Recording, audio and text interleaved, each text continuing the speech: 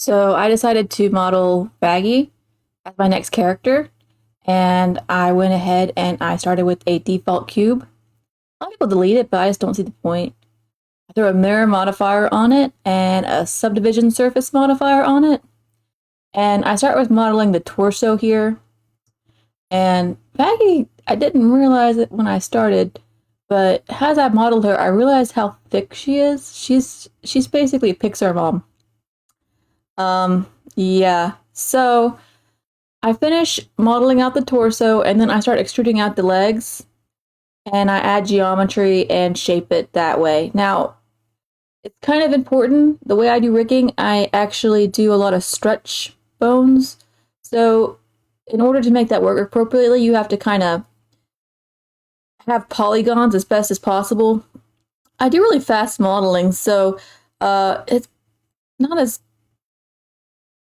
it's not bad, but it could be better probably because I do these in about 2 hours. So then I do about the arm here and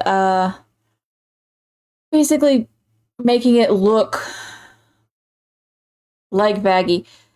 I am kind of trying to keep in mind anatomy to a certain extent, but I don't want to get bogged down in it because it's a 2D character made in 3D, so it's not going to have like muscles and stuff.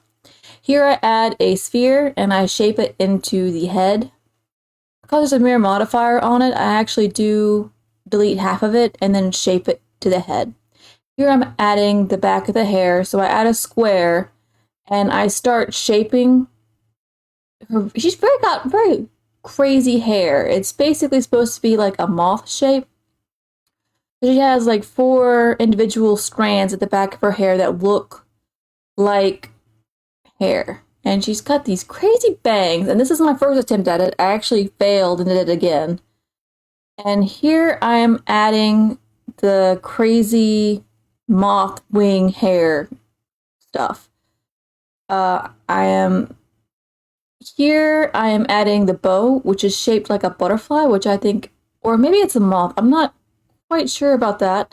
I had it on the wrong side, so I had to flip it and then make it so it was on the right side.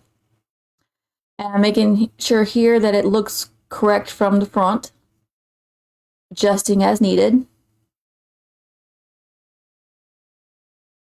Making sure it's sharp enough, and then I add the ribbons in the back. Add the bottom bits. I'm going to go back and fix those in a bit because I do not think that they look right with the subdivision surface modifier. Here is my second attempt at the bangs, and I think this one worked a little bit better. Still, it's not perfect. I played around for a little while with adding a little bit of,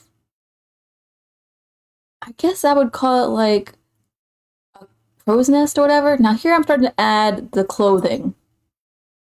And I'm adding the skirt, and then I start adding color. These are actually not final colors, they're just kind of for me to get an idea of what final colors will look like.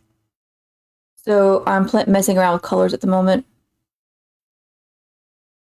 Hands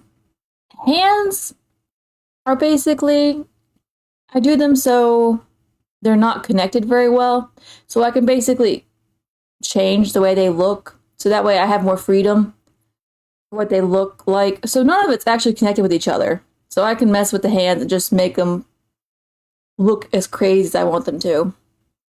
And for some reason, Vizzy does 3 fingers instead of 4. It's just a stylized thing. So I'm adding the fingerless gloves, which I don't see points of fingerless gloves. Everybody loves them, and I'm like,